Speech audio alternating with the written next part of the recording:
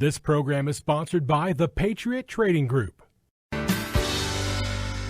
Hey, good morning and welcome. Happy Wednesday, the day before Christmas Eve, 2 days before Christmas. And before I forget, Merry Christmas to all, and to all a good night. I'm Joe Jakeman, CEO of the Patriot Trading Group, and I guess good morning. It's not nighttime. Our toll-free number, 800-951-0592, the website at allamericangold.com. And today is the last day. Patriot will be closed Thursday and Friday. We'll reopen again on Monday. And again, next week, it'll be another short week. So we'll be closed next Thursday and Friday as well. So we'll be closed for Christmas Eve. We'll be closed Christmas Day, New Year's Eve, New Year's Day. And then back in 2021, back to the regular schedule. And, you know, obviously 2020 was a horrible, difficult year. And we look forward to better things. Not if you listen to Joe Biden. Wow, he was kind of the Grinch that stole Christmas, talking about how things are going to get much worse before they get better. I don't think so. I hope not. We'll see. The president unhappy with the stimulus bill, calling on Congress to do better. Hey, they need more money. $600 isn't enough. And I can't argue with them. You know, right? I mean, really, when you think about it, $600 isn't a lot of money anymore. I mean, it used to be, but not a lot. He wants them to do better. I don't think that's going to happen. The Pelosi and Schumer said absolutely he wants everyone to get $2,000. I don't know. Obviously, the bill is filled with pork, like it always is, right? It's same old when it comes to the establishment. And now that they think Joe Biden's going to be the president, right, they can go back to doing what they always did and giving out money to like Pakistan as an example. Here's a country that harbored Osama bin Laden for how long? And we're giving them money for, like, I don't know, some kind of a gender identification, you know, this whole thing. And I don't understand it. I don't. If this is a bill that was designated to help the people of the United States, what is all this other stuff? But this is how Washington does it. Is it right? No. Right? It's just like the election laws and voter fraud, right? Is it right? No. Can we do better? Yes. Are we? Somehow we've allowed this with our elected officials. And again, I've said it a lot. Term limits would be so great, you know, if people weren't allowed, you know, like Joe Biden. I was, 46 years he was there. Pelosi and Schumer. And the Republicans, they're just as bad, right? We got just as many. And, the deep state is all powerful, isn't it? It kind of leaves you feeling really, really helpless. And then we have to deal with like the central bank and all their nonsense. And, they claim to have all these magical tools, kind of like Jack and the Beanstalk with his magic beans, right? Yeah, we got magic tools. What are these magic tools? Well, these magic tools we just create money out of thin air. Trillions and trillions. What possibly could go wrong? We pick winners and losers. And I just think about what industries are really affected by this. Right? Bars and restaurants, right? That's got to be first on the list. Airlines, which they got some money, right? And I would say tourism, hotels, right? The tourism industry. Any direct aid, airlines, they got direct aid. And of course, there's no small business airlines. There isn't. They don't exist, right? It's just big business airlines, and they've got stocks. Why do they get bailed out? Right? They're only, when you think about the industry's hardest hit, Only one of them got direct bailout. Right? Where's the direct bailout for the small restaurants? Oh, well, we did PPP. Well, we know PPP. It's a joke. Right? We found out, like Joel Olstein's mega church got millions of dollars. And, no offense. If he qualified, he qualified. But this is what I'm saying. It's really not meant, right? It's meant to make you feel like they're doing something. Where's the direct assistance to those small hotel operators? Because a lot of hotels are small businesses. They may have the big title on it, the Hilton, the Marriott, and this and that, but they really don't own very many hotels, right? They make their money on the branding, right? They're kind of like Trump, right? Hey, you want to put Trump on it? You got to pay me some money. Well, you want to put Marriott or Hilton on your own? You got to pay me some money. It's just so unfair. And we can do so much better. And this really is the big issue when it comes to this. I don't blame the president for saying do better. You know what? I'd be okay with him vetoing it. I think it'd be a great final statement. Do better. We need to do better. These people need help.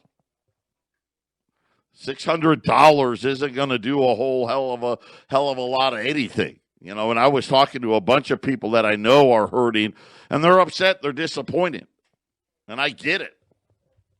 But then again, you know what? When you figure out and you start seeing all this aid that's in, and I call it aid, it's just, I don't know what else to call it, giveaways, billions of dollars. It doesn't make any sense. We can do better. Probably not going to be. When we get back, we've got breaking news. There may be a big deal in far as Brexit. 800-951-0592. There is it's not confirmed yet, but Sky News is suggesting that we may have a Brexit deal. For those of you, and I get, this thing's been going on forever. Brexit has to do with the UK leaving the EU. And really what that means is all the trade, I guess, benefits, if you will. Obviously, Britain did not join the euro, right? So they still have the pound sterling there. But for all other practical matters, they were part of the EU. Okay, so the trade things and of course, the EU was forcing countries to take immigrants and things like that, and there was a lot of reasons why the UK wanted to leave. And so this has been going on for years. It looks like possibly, I don't know, but Sky News is saying that they think there may be a deal. If there is a deal, if that actually is true, and I know that they have a deadline of I think it's the end of day today, which I think is actually tomorrow at some point, Christmas Eve over there in Europe. I don't. And again, that's way above my pay grade. I live in Arizona. Our clocks don't change. I have no idea. You're lucky that I know it's Wednesday. So, but they have this deal set up. And what does it mean? I mean, simply for gold and silver, this will be a big deal. This will absolutely create a rally in the euro and the pound, dollar weakness, and you'll probably see a hefty rise in the gold and silver price. We'll have to wait and see. But right now, there was some momentum when it first broke. The rumor first started going out. The Dow, which was really flat today, it's up a couple hundred points. Gold was pretty flat today as well. It jumped up, but everyone's kind of waiting for an official news. I haven't been able to confirm anything other than what I heard out of what I saw out of Sky News which is a dependable public, it's not like an unreliable source or anything like that. So we'll wait and see. That was out there. We had a lot of economic data. Another bad housing number today. So yesterday we heard about existing home sales. Today it was new home sales. They fell quite a bit as well. A big fall there. Prices again super high. Well over $300,000 for the new homes. I don't have I have the exact number. I'm not going to look it up. They were expensive, right? I mean, we know this.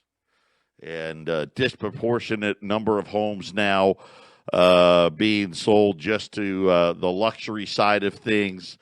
The big problem. Remember, it started really last week with home builder sentiment. The home builder sentiment, which had been sky high, right? And why not? Right? They're a big boom. And they all of a sudden, all at once, started to get worried. Price got too high. Price is too high now. And I mean, we've got all-time record low rates.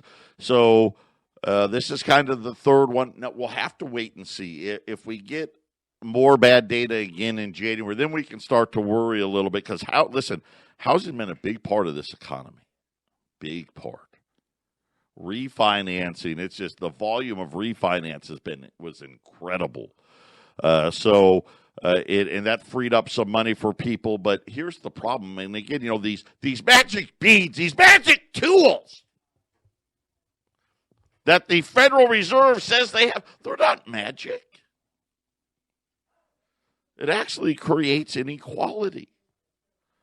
And they've done it now in housing. I think it's official. I got to wait yet. I'm a little early, but listen, this is what happens. They've now made housing unaffordable for most people. Most Americans now, housing's out of reach. And what do you see? You see people leaving the expensive states, right? California, New York, Illinois, Washington, where housing's already been way unaffordable, and moving to places like Arizona, Colorado, Texas, right? And now all of those states, which used to, housing used to be so affordable here. I mean, you had to drive a little bit, but it was affordable. It really was. It's absolutely ridiculous now. And this is what we're going to have. It's going to be interesting. Let's hope it doesn't get worse. Let's hope it doesn't get worse, and somehow we can get things back going and all of these other things. And really, as long as people are out of work, we had jobless benefits today, another 800,000 plus. I'm going to give you some good news. I think the next 2 weeks, the jobless numbers are going to be lower because the states, not because there's less people, not for a great reason, just the states are going to be off, right? No one's filing unemployment claims on Christmas Day, which is a Friday. So we got this weird thing where Christmas and New Year's fall during the week, which means government offices are going to be closed. So we should get some lower numbers. The problem is once they end, then you get, they catch back up, get bigger numbers. But the big number is the total number of people collecting an unemployment check of some sort. All the emergency programs, all that stuff. Almost 20.5 million. And that number ticked up. So and a lot of people, again, more people lost benefits again. So the regular unemployment, if you will, that number, what they call continuing claims, that number fell because people exhausted their regular benefits. The problem was the people getting what we'll call emergency or special benefits, the one that's in this COVID package. That number jumped a lot more. So it actually wasn't great, which we expected, right? Because we've seen the spike in the jobless claims. This is the one problem for the president, right? He doesn't sign this bill. All of those people, and there's way, way, way more people in the emergency programs than there are in the regular program. In other words, the regular program, I'm getting state benefits. The 26 weeks of state benefits. So I don't know. He's in a tough spot. This is a bill that's full of pork. It probably doesn't have enough money in it. Not probably. I already know. It doesn't have enough, right? We know that.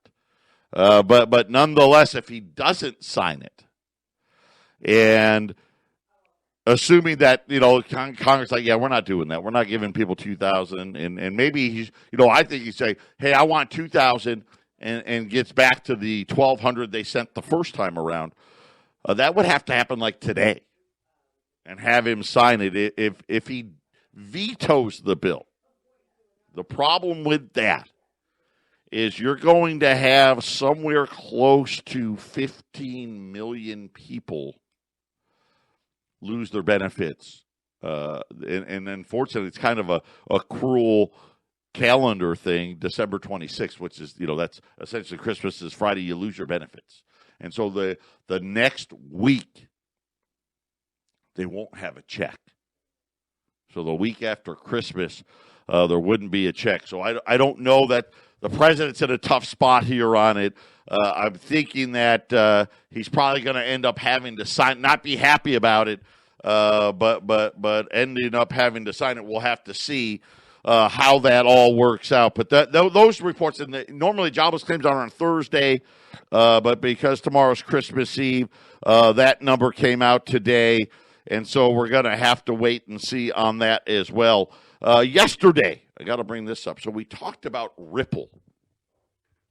And this is one of those digital coins, right? Ethereum and Bitcoin are the two big ones, and Bitcoin being the biggest of them. We were talking about how the SEC was getting ready to file a lawsuit against Ripple. And I've always wondered, how could the digital coins, safe coins, whatever you want to call them, what's their future? Okay, so this lawsuit, very, very important. So the SEC, as far as my knowledge, this is the first time, and I could be wrong on that, but they are essentially trying to say that Ripple is not a currency, that it's a let me use the correct rule here when they're saying it. It's a security. In other words, the SEC is saying we want to treat you like a stock. Okay, and that would force Ripple, right, to register as a security, right? And then you fall under all the laws, right? And I'm thinking, man, because I was confident, like, hey, you know what? As soon as we adopt the, a digital dollar, a digital euro, digital renminbi, right? They're just, all of these things are going to go away. They're not going to let these things compete. They never have, right? Think about it, right? Do they let gold and silver compete? No, right? Why can't you go to the store and buy things with euros or renminbis? Right, or Canadian loonies, or whatever else, gold, silver. Why can't you do that? Because they don't allow you to compete against the currency. You can't compete against the dollar. Right, that's why all the rounds and all that stuff, like silver rounds and stuff, you don't have a dollar value on it. You're not allowed to do that. You can't say $1 on a 1 ounce silver round. You can't do it. But only the federal government can do it. And this may be what happens. Of course, the Ripple CEO is really upset about it. I don't blame him. The Ripple's been crushed. Just in the last 2 days, I think it's lost half its value in the last couple of days. But could this be a way that all the, what I'll call the digital coins go? That they say, you know what? you're not a currency. You're just like a stock. You're a security, and you got to follow all of those rules. Today, the SEC made it official and actually filed the lawsuit against Ripple, a blockchain company with ties to cryptocurrency, as conducting business as an unregistered security. The stock was down another 25 cents this morning. It was down 17% yesterday, right? So, just taking a bath. And they're saying that, here's what they're saying. They're alleging that Ripple failed to register their ongoing offer and sale of billions of dollars of XRP, I guess that's their digital currency, to retail investors, which deprive potential purchasers of adequate disclosures about Ripple's business and other important long-standing protections that are fundamental to our robust public market. Now, of course, Ripple denied it, and the company obviously questioning the lawsuit and wanting to, I guess, make this point. Wait a minute, if you're doing that to us, why aren't you doing it to Bitcoin? Why aren't you doing it to Ethereum or all of these others? Now, listen, I don't know. There may be a difference, but a very interesting development today in blockchain. And I love Bitcoin. I think it's wonderful. But I worry that stuff like this is probably what's going to be what happens in the long run. Patriot Radio News Hour. We'll be back after the break. This is the Phyllis Schlafly Report, a daily commentary continuing the conservative pro-family legacy of Phyllis Schlafly. Now the president of Phyllis Schlafly Eagles, Ed Martin. Tyrannical governments throughout history and across the globe have all had one very important thing in common. From Nero's Roman Empire to Stalin's Soviet Union to Kim's North Korea, they're all alike in one respect. Tyrants always try to control information. They'll burn books they don't agree with and twist history to mean exactly what they want it to mean. There's a reason why resistors like Nazi Germany's Sophie Scholl gave their lives to spread information critical of the government. It's not because there is value in the little pieces of paper themselves, but in the information those pieces of paper convey. Americans are blessed to live in a land where we do not have to fear persecution and death when we choose to criticize our elected officials. However, there are forces in America that work every day to suppress our voices as conservatives. If we are to keep America from descending into tyranny, we need to recognize these forces and fight against them. Big tech companies have been flirting with censorship for a long time, but only just recently have they unmasked themselves as the tyrants we always thought they might be. Countless average Americans and public figures, including the President of the United States, have been stifled in their quest to spread the conservative message directly with others through social media channels. Just as you would expect a tyrant to do, these companies falsely claim that they are only trying to remove the fake news when they really want to remove inconvenient truths. Another force trying to control the flow of information is the mainstream media. Proclaiming good to be evil and evil to be good, they endlessly spin the facts. Meanwhile, the left pushes political correctness, which regulates what people are and are not allowed to say when discussing the most important issues of our time. If America is to triumph over tyranny, we must reject the censorship of big tech, the spin of mainstream media, and the muzzle of politically correct speech codes. Free speech is much more than just a talking point. It's our lifeline in the fight to protect American greatness. This has been the Phyllis Schlafly Report from Phyllis Schlafly Eagles. Whether it's the vision of our founding fathers, the courage of our veterans, the moral compass of Christopher Columbus, or the fortitude of presidents like Lincoln and Reagan, the truth of history should not be undercut by liberal ideology. At Phyllis Schlafly Eagles, we honor history even as we look to the future. Join us at phyllisschlafly.com. That's phyllisschlafly.com. (800-951-0592) Patriot Radio News Hour. Joe Jaquin here. A couple of days before Christmas. Merry Christmas. it's going to be tough. It's another one, my mom, not going to be able to see her, and we don't have that many years left. My wife's parents, both of her parents have passed. My dad has passed.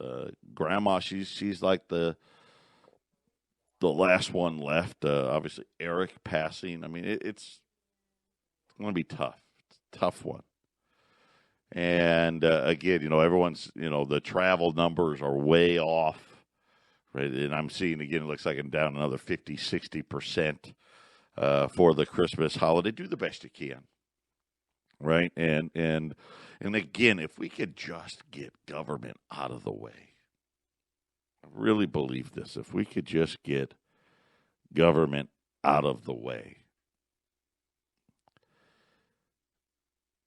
we would be able to survive this thing a lot better. Listen, we wouldn't have 21 million people unemployed. We wouldn't have to be talking about what should the president do today. Should he sign this bill that, let's face it, it's a lot of stench behind it, right? That's being nice about it, right? But if he doesn't sign it, and tells and think about the people that we've elected. We've known that we've needed this money for how long? Right? Remember, after we should have had it done before the election, but of course the Democrats, they really didn't want to. Right? I mean, remember, Nancy Pelosi, listen, if I don't get $2 or $3 trillion, and the number seemingly always went up. We're not doing anything, right? Because they believed that this would help Joe Biden win. And again, is the president-elect? Yes. Is he most likely going to be the guy on Inauguration Day? Yes. I mean, there's a last-ditch effort here with the Electoral College, but, I mean, outside of that, did he get 80 million legal votes? No. That's my opinion. But we knew this. Right? We knew this. They didn't do it deliberately. I mean, really, it's disgusting, right? Because these people are out of work because governors and the along with the help of the mainstream news media, scared everyone to death. And for the first time ever, right, we shut down the entire country. And so now, I mean, people need some help. And so here we are right before Christmas. And I thought, okay, after the election, they'll get something done and save Christmas, right? Get money in people's hands, right? Give people some certainty. Because, let's face it, if you were on the emergency program, or even if you were on the non-emergency, but you knew, hey, by the end of, by December, I'm going to have to be in the other program. And Congress isn't acting, right? You're not spending. I can't imagine the stress that puts on people. And could you imagine?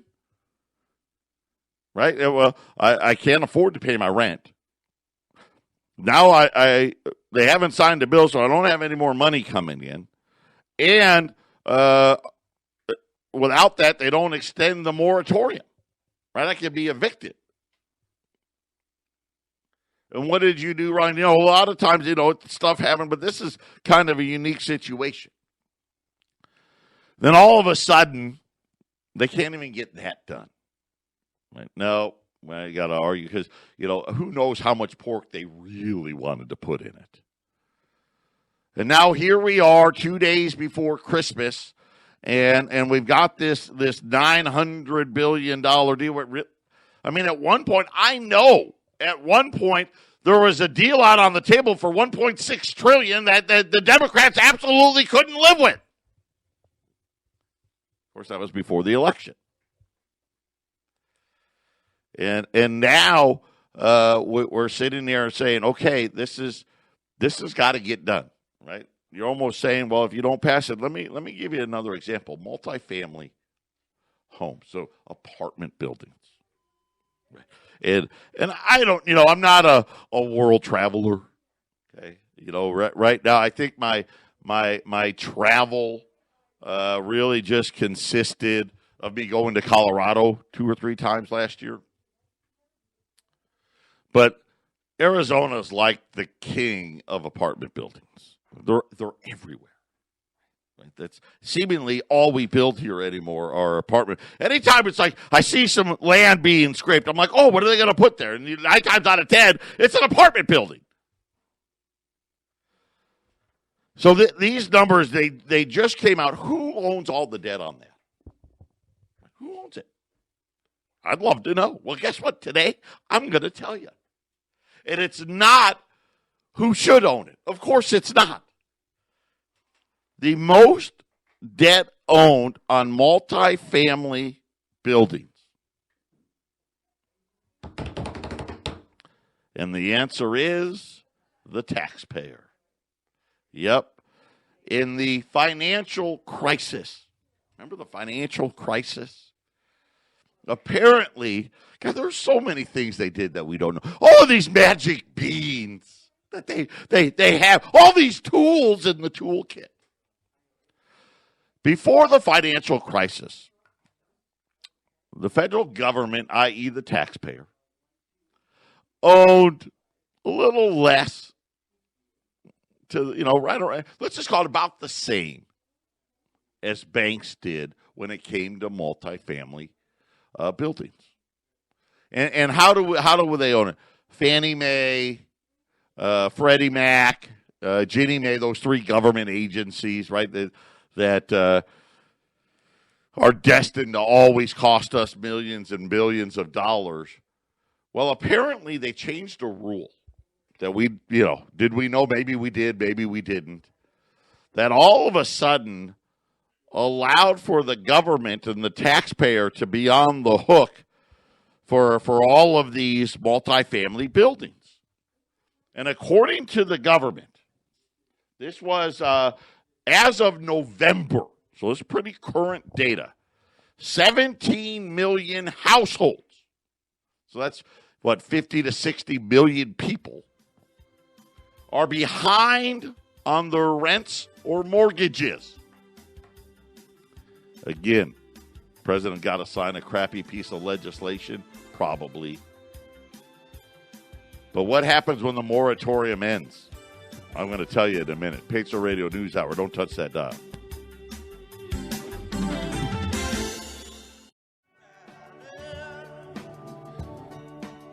$800-951-0592. Gold's up, depending on where you look, but I'll just tell you, gold's up 1875. Silver's up 25 cents, 25.60.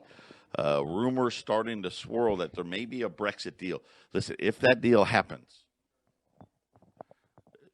it's going to create a lot of strength in the pound, a lot of strength in the euro, because now you've got finality, if you will, certainty. Dollar weakness, and my guess is a probably a pretty good pop in gold and silver prices if it happens. Right now, it's still just a rumor. This thing's been going on for years and years and years, but there may be a breakthrough there. So just wanted to keep you updated there. We're talking about these multifamilies. It's gotten huge since 2008. Matter of fact, multifamily debt has been rising by hundreds of billions of dollars for years now, right? Because remember, right, homes are unaffordable anymore, right? The American dream is not the house, the white picket fence, the 2.3 kids, and the dog. That's gone. It's now living in a apartment complex. And maybe if you're lucky, you get some amenities, right? Maybe there's a workout room or a pool or something. The debt for multifamily is now at $1.65 trillion. The federal government, i.e. the taxpayer, is on the hook for $800 billion, pretty much half, almost all of that increase has come in the last 12 years. We owned, I don't want to say that the government didn't own any multifamily, because that would be a lie. But just to put it in perspective of how big this thing has gotten, the government didn't actually start owning multifamilies in any large quantity to speak of until the early 2000s. Hardly didn't own any at all. And even during the financial crisis, the height of it, the government owned about $200 billion worth. We now owe $800 billion. Now you think about 17 million households aren't paying their rent or their mortgage. And it doesn't take a rocket scientist to figure out where is most of that at. Right? Most of it's probably in the renters. And at this point, with people not paying the rent, apartment build owners are holding on by the skin of their teeth, hoping that the pandemic relents and the economy improves. If not, mortgage defaults are on the horizon. Here's the part that really gets me, though. Banks. They own less than $500 billion of it. Now, I'm going to tell you right now. Which ones do you think they hold? Right? You think they hold the apartment complex in the ghetto? Right? Or do you think they own the posh complex up at Kierland in North Scottsdale, right? I mean, this is what I'm talking about, right? You know, they cherry pick it, dump the rest on to the government. So they're the second largest. It's not even close, though. $800 billion. Banks own maybe $400 billion. Next up, life insurance companies. They own about $200 billion worth of that. State and local governments, not a lot, but they own some, about $100 billion. And then the rest of it are in these weird shell corporations that own a small fraction of it.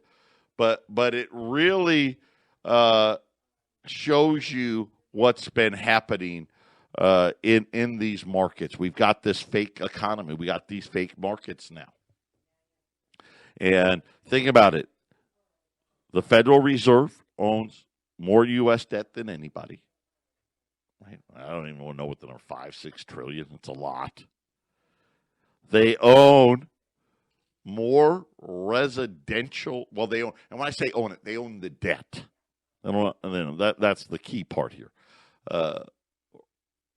The most residential property now is our central bank. Oh, then we found out the federal government is the and it's the largest by far. Right? Not even close. The largest holder of multifamily debt is the federal government. And I sit there and I think about, go back to 2000. Right? Go back 20 years. I don't know. So long ago. The Federal Reserve, they held some treasuries, but it was a pittance. Like, I don't know, $400 or $500 billion. Right? Now it's like 5 or 6 trillion.